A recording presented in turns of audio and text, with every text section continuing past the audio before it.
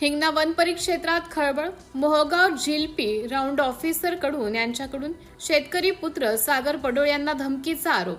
गावकऱ्यांच्या गायीच्या प्रश्नांवरून वाद चिघळला. हिंगणा वन परिक्षेत्रातील मोहगाव झिलपी राऊंडमध्ये गावातील पशुपालकांच्या गायीच्या चराईचा प्रश्न दिवसेंदिवस गंभीर होत असताना आता या प्रकरणाला वेगळेच वळण मिळालं आहे.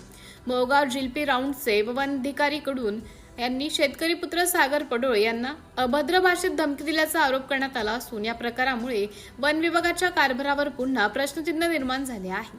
गावातील पशुपालकांना जंगलात गायी चरताना वन विभागाच्या नियमांचा सामना करावा लागत असल्याचा आरोप आहे. दुसरीकडे बाहेरील राज्यातून आलेल्या लाल गायींच्या कळपांबाबत चराई पास आहे का, त्यांना जंगलात चराईची परवानगी कोणत्या नियमानुसार देण्यात आली आहे, असे गंभीर प्रश्न स्थानिक शेतकरी व पशुपालकांकडून उपस्थित केले जात आहेत. या संपूर्ण प्रकाराबाबत माहिती घेण्याचा व प्रश्न उपस्थित करण्याचा प्रयत्न करणाऱ्या शेतकरी पुत्र सागर पडोळे यांना राऊंड ऑफिसरकडून यांना धमकी दिल्याचा आरोप आहे. पत्रकार, सामाजिक कार्यकर्ता किंवा सामान्य नागरिकाने प्रशासनाला प्रश्न विचारल्यास त्याला धमकी देणे योग्य आहे का, असा सवाल आता नागरिकांकडून उपस्थित होत आहे. गावकऱ्यांसाठी एक नियम आणि बाहेरून आलेल्या लाल गायींसाठी दुसरा नियम.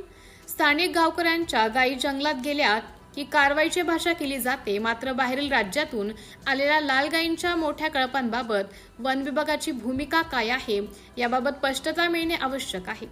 चराई पास नसल्यास कारवाई का होत नाही, चराईची परवानगी असल्यास त्याचे कागदपत्र कुठे आहेत, वनक्षेत्रात किती जनावरांना चराईची परवानगी आहे, स्थानिक आणि बाहेरील पशुपालकांसाठी नियम समान आहेत का, या प्रश्नांची उत्तरे वन विभागाने जनतेसमोर देणे गरजेचे आहे.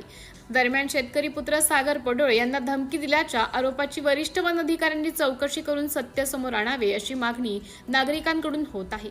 तसेच वन क्षेत्रातील चराई, बाहेरील राज्यातील जनावरे आणि चराई पास याबाबत संपूर्ण तपास करून नियमबाह्य प्रकार आढळल्यास संबंधितांवर कारवाई करावी अशी मागणी जोर धरत आहे. प्रश्न विचारणाऱ्याला धमकी नको, नियमांची स्पष्ट खुलासा हवा अशी भूमिका आता स्थानिक नागरिकांनी घेतली आहे. सिटी इंडिया न्यूज साठी प्रतिनिधी लक्ष्मणराव घवघवे.